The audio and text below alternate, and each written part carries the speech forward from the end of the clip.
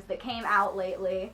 And that's, of course, you being in Attack on Titan as Mitabi. 3 dubbed episodes, which premiered this past weekend at Anime Boston.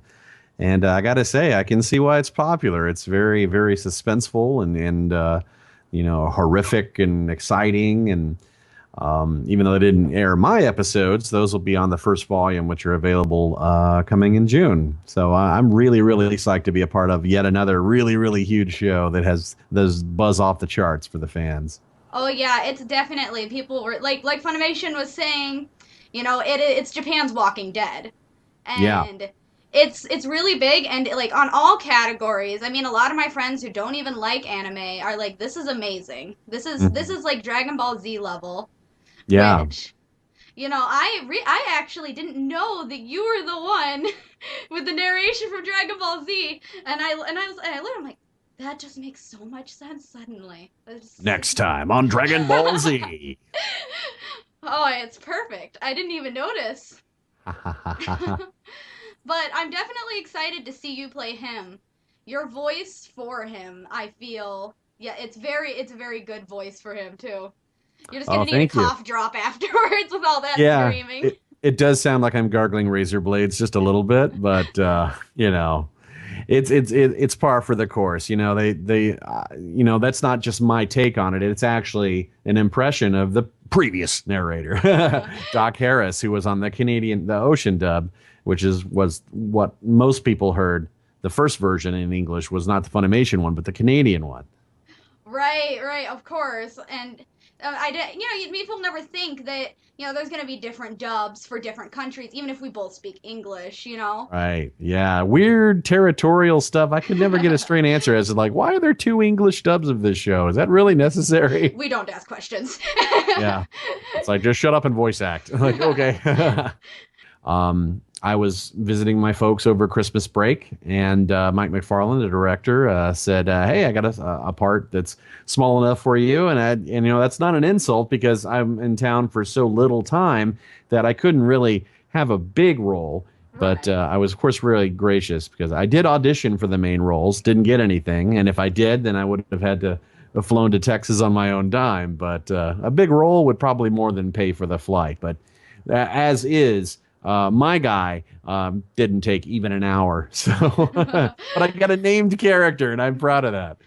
It's always good to have the ones with a name and not just like background character number 3 that creeps on this character. Right. And speaking of characters that creep on other characters, my role that I'm very interested that you played in, and a lot of people I'm sure are interested in as well, is Karasu. Now, and I wanted to ask your opinion on playing him, and kind of like what your perspective on him was when you took the role, because a lot of people view him as like a really bad guy, but there's a complication there, obviously, if you watch the series. Yeah, that was interesting, because I didn't try out for the role initially. It was given to me by Justin Cook, who directed the series and voiced Yusuke. Coming off of Dragon Ball Z, this was pretty different than anything I had done on the show with a narrator or Gohan or Ox King or Weskai or Pikkon. It's like definitely darker, more serious turn. So I'm really, really glad that Justin Cook took a gamble, thought outside the box, that I didn't just do cartoony over the top things, that I could be honed in and I could, deliver the goods in terms of my first villain. And a lot of people don't know this, but if you listen, you can definitely hear it. My Karasu voice is the same as Aizen on Bleach. I wasn't gonna say anything, but that's a very good trait, though, I actually have to say, because Aizen, to me, with the depth and the kind of characters, are actually similar. Anyways, there's a lot of complication there, and so you're not just gonna go typical bad guy villain, just throw it out there. Right. Yeah. Yeah, it's again another really great action show with a huge following, and I'm just like the luckiest guy in the world to be a part of these properties, these games, these shows. My exposure to them is somewhat limited at first. I have to kind of gauge my interest in the show based on what the fans are going crazy over. I wouldn't have known of Attack on Titan, for example, without the tremendous buzz that's going on about it. And of course, then the production with the dub getting ramped up and everything. And same with Yu Yu Hakusho back in the day. It's like, what? What's this show? Oh, wow. It was just as big as DBZ back in the day? Sweet. All And right, call. I'm on board. yeah, exactly. Why wouldn't I? I mean, I'd take the work anyway. I'm a voice actor. We're freelance. We got to do what we got to do. But, you Take know. what's given. But so, and on that topic, what do you think was your breakout role? Like, in your opinion, what do you think gave you your biggest, your biggest hit? I think what really sparked it all was just being, the grown-up version of Gohan on Dragon Ball Z, and of course the narrator as well. And my whole career has been spun off of that. It's like a domino effect because of my involvement in that led to being cast in other things. But what I'm most proud of is actually my smallest part. I got to voice, because I was Ryu in Street Fighter, Hmm. I got to be Ryu in Wreck-It Ralph for like 2 lines. So I wear that badge proudly because I got to be on a Disney movie. Ever since I was a kid, I want to say, I want to be in a Disney movie. I want to be in a cartoon. I want to, this is what I want to do with my life. And, Disney came to me. I didn't have to try out. It's like, we're going to get the guy who did the voice of Ryu. Like, oh, sweet. I guess that narrows it It down. was just like a moment in your life where you're like, wow, Yeah. like all this has led to something I've dreamt of as a kid.